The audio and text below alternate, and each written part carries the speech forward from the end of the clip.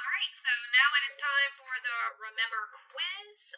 Make sure you're putting your email address in here correctly.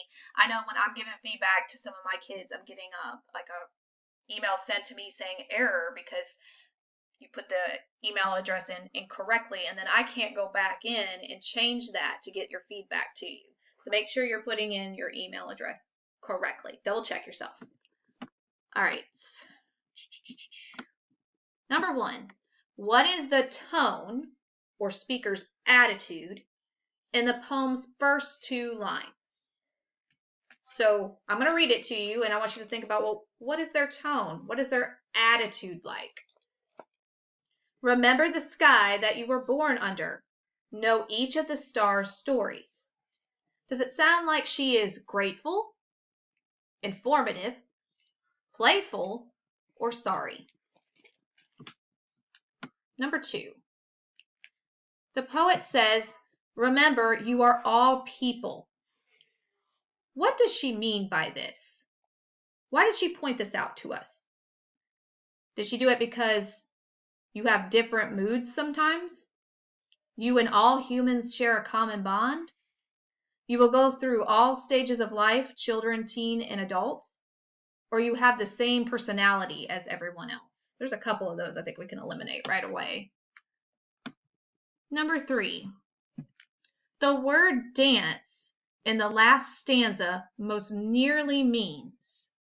Okay, so we got to use it in context here. And she said, remember the dance language is, that life is, remember. So when she's talking about dance, life being a dance, is that a quick escape, a body movement, an enjoyable journey, or party with music and snacks? Number 4. Which statement below best expresses the message of the poem? So what should we all take away from this poem and apply to our own lives from this point forward? That we should appreciate all life. We should keep our memories sharp.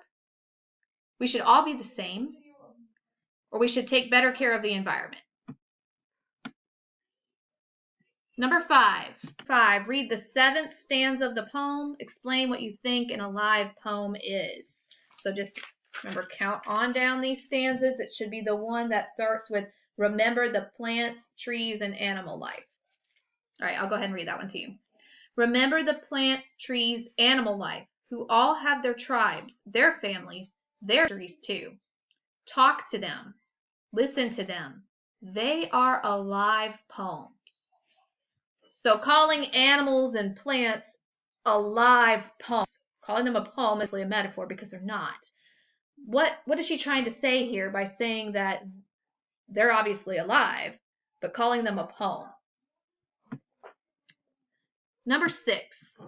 Personification is a type of figurative language that poets use to describe an object or an animal as being human or having human traits.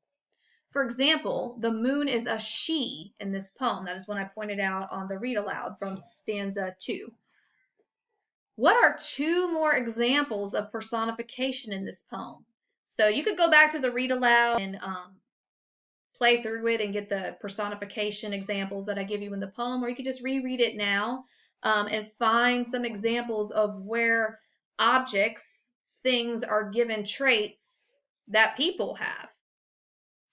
All right, make sure you use complete sentences in these written responses, and make sure you hit submit too, because a couple of you are exiting out before you hit submit and then having to go in and do it over again. I made that mistake too when I was helping my middle son with his work on his Google Classroom. So definitely make sure you hit submit and make sure that your email address is in there correctly.